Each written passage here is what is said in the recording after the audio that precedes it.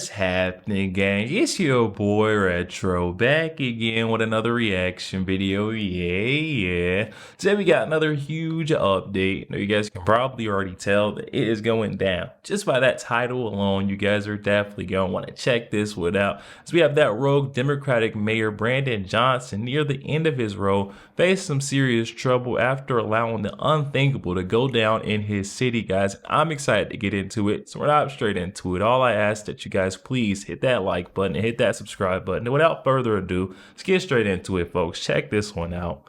So y'all, 2 nights ago, 2 young men, one named Muna Duke and the other Youngin from O Block, which is a very famous area in Chicago. They were both victims of a drive-by shooting, and they did not survive. Now, with them being such prominent members of one of the most well-recognized group of individuals in Chicago, this is sparking fears that this is like wrong place, worst thing to happen at the worst time. Summer's just getting started. People are out and about. We already know how Chicago is once the weather starts getting warm. And now you have this. An overnight shooting has left 2 people dead. There's another individual hurt. Asal is at the scene. Asal resides. She's at Broadway near Rosemont Avenue, gathering all the details for us as everything unfolds. Asal. Yeah, Suzanne, we just watched police pick up dozens of evidence markers before they cleaned the scene here, and the fire department just showed up. They are washing off the sidewalk as we see them often do after crime scenes are cleared up. We heard on police scanner radio that the shooting happened at this place called Pork Chop right here. Online it says they're a restaurant and jazz lounge. We're told the victims were standing right here on the sidewalk when someone drove by and started shooting. Take a look at this video we have of the scene. At least 40 evidence markers on the street here in the shooting's aftermath. Police say gunshots rang out just before 1:30 this morning. This is on Broadway between Devon and Rosemont Avenue. Right now, police say they don't know what led up to this shooting. When they arrived, they say they found 3 people shot, and none of the victims could give them any information. We're told a 28-year-old and a 31-year-old man were both shot and pronounced dead at nearby hospitals. A 36-year-old man was also shot and taken to Evanston Hospital, where he was in fair condition at last check. You guys are getting a person shot in the 24th District, Broadway and Rosemont and Broadway. Caller says the male shot in the back. Offenders ran away. Caller says that the shooting was at the club Pork Chop. And Suzanne, we heard on police scanner radio that the shooter was captured on City Pod cameras and was possibly driving a stolen car. Detectives still looking for that suspect this morning. They say so far they've made no arrests. I'm live in Edgewater. Asal Rezai, CBS News, Chicago. All right, so this is a tragic situation. Definitely condolences to their families. Always sad to hear when young life is taken, any life that's taken for that matter. But let's ask this question. Who do we have at the helm in Chicago steering the ship to try to make sure that this does not spiral out of control, to try to make sure that calmer heads prevail, to try to bring the temperature down and make sure that things just don't get out of hand? Who do we have? Do we have a strong leader? Do we have somebody that has the public trust? Do we have somebody whose past actions has engendered a very high rating of approval?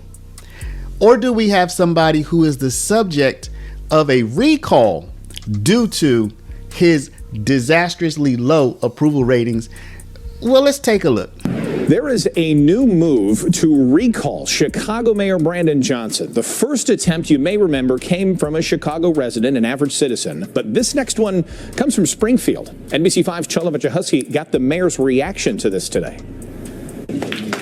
As he joined a cavalcade of public officials welcoming a $1.9 billion federal investment in the CTA's Red Line extension, Mayor Brandon Johnson brushed off what have been increasing calls for him to be recalled. As far as, people introducing legislation, that's their job to do that. Late Thursday night, Representatives Anthony DeLuca and LaShawn Ford introduced HB 1084, calling for a clear and effective process to conduct recall elections in cities like Chicago. People are asking for it. It's not something that I thought of myself.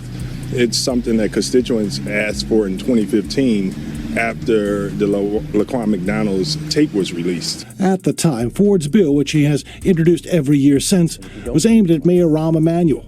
There is already a grassroots effort underway to collect the more than 56,000 signatures necessary to force a recall. The man behind that movement is Dan Bolin. Every day that the mayor is in office is a master class in why a Chicago mayoral recall mechanism is needed. The mayor's office is still reeling after questions were raised about his status as an on-leave member of the Chicago Teachers Union and his involvement in contract talks, as well as criticism from the governor's office about his relationship with Springfield. The good thing about the work that we do in the city of Chicago, a perception of one individual doesn't define the entire city of Chicago. I will say this, though, the city of Chicago has gotten better, stronger, and safer. In Pullman, Charlie Wojciechowski, NBC 5 News. Thanks to Charlie. So, y'all, this is going to prove to be a very important moment for the city of Chicago, and we are going to see how your boy, Brandon Johnson, exercises either his leadership skills or his lack thereof. I, for one, am hoping that he rises to the occasion, that he and the community leaders and everybody involved are able to exercise a high level of skill and show just how adept they are at heading off what could be a very disastrous turn for what Brandon Johnson says has been a reduction in violence. These are the kind of events that can totally turn that around. So let's pray that that's not the case. Yo, there we have it, guys. Oh my goodness, we got that rogue Democratic official, Mayor of Chicago, Brandon Johnson, once again finding himself in the headlines for all the wrong reasons. I mean, we've seen the way this guy has neglected his city, Chicago, for how long now. He's put these migrant lives, these criminal migrants, gotta remember, Chicago is a so-called sanctuary city, and Brandon Johnson has been put in the efforts of aiding to help these folks stay in the country over the citizens, the residents, the taxpayers of Chicago for how long now? He's neglected his responsibility, his duties as a mayor, and now he's saying that somehow crime is down. He's going to figure it all out. I think it's a bunch of baloney, and I know the residents of Chicago know this as well by now, and this is exactly why we've been seeing calls for his removal from office begin to amplify. First, it was the residents, taxpayers of Chicago saying, hey, we need to get this guy out of office. Now it's the officials stepping up and saying, hey, we got to do something, bringing forth action in order to get this guy recalled, removed from office. Excited to see where this goes because he's gotten away with this for far too long now, and I think there is even more crime, corruption that could be uncovered in his case because I mean the amount of money that he shoveled out, he bankrupted, he put the city of Chicago in a full-on deficit in order to help these illegal migrants, housing, giving them food, keeping them there against federal orders. Donald Trump, Tom Homan have stated multiple times they're trying to come in there and send these folks back to where they belong. It would have saved his taxpayers a lot of money, but no, he's been putting, the benefit or the best interest of these illegal migrants ahead of all of his citizens. And I think he's been benefiting from it monetarily, guys. But only time will tell in this situation. Definitely excited to see any new updates that come out. Definitely cover them right here, guys. Definitely hop in that comment section. Also, let me know your thoughts. Comments are open. I'm excited to hear what you guys are thinking. And also make sure you guys please hit that like button, hit that subscribe button. If you enjoy more content like this, catch you guys on the next one.